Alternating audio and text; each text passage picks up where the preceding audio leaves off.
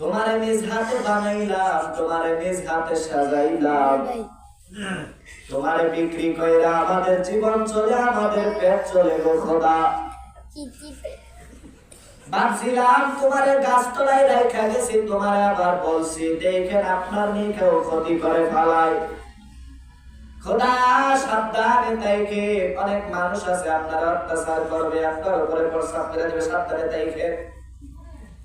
খোদা আজকে দিন সাক্ষী দেয়, তোর সাক্ষী দেয় গো, আপনার এত কইরা বানাইলাম, এত কইরা সাজাইলাম, আপনি আপনার জীবনকে রক্ষা করতে পারলেন না, হ্যাক কইরা কুত্তাটারে তাও দিতে পারলেন না। এই দ্বারা বোঝা যায় আমি যদি আপনার বান্দা হয়ে কোনো বিপদে পড়ি, আপনি তো আমার বাঁচাইতে পারবেন না, গাছ টিকা কইরা ভাঙ্গা গোড়া হয়ে যাবেন।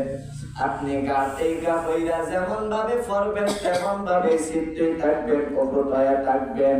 আপনি আমার খোদা হইতে পারেন না, আমার দিল সাক্ষী দেয়, মন সাক্ষী দেয়। আসমানের মালিক যিনি, জমিনের মালিক যিনি, যিনি আসমানটারে খুঁটিবিহীন সাজায় রাখছে, জমিনটারে পানির মধ্যে উপরে রাইখা দিয়েছে। পানির উপরে যদি নৌকা থাকে, বাতাস আসলে হেলে তুলে তালে তুলে। ও বাপজান, যদি খুঁটি ছাড়া ঘর দাঁড় করায়, এই ঘর জমিনের মধ্যে দাপাস কইরা পড়িয়া যাবে। একটা বান্দার যদি এক পাও থাকে আর এক পাও না থাকে, তার জন্য কষ্টকর হয়ে যায়।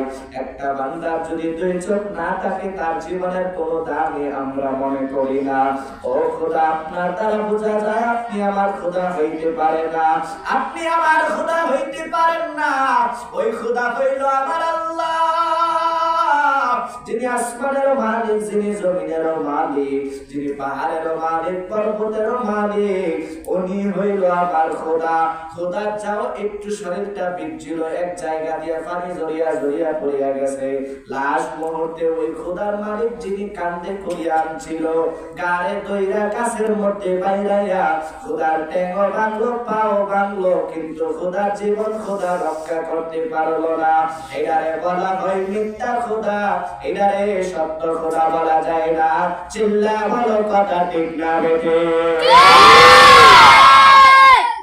এটারে খোদা বলা যায় না, কারণ আমরা মনে করি আমাদের ভিতরে ইয়াকিন আছে, বিশ্বাস আছে যে আমাদের একজন খোদা আছে, যিনি আমাদের বিপদ আপদে হেল্প করে, সাহায্য করে। বনে জঙ্গলে যেখানে থাকি আমাদেরকে বাঁচায় রাখে। আমি যদি প্রশ্ন করি, এই না আল্লাহ তোরে কেন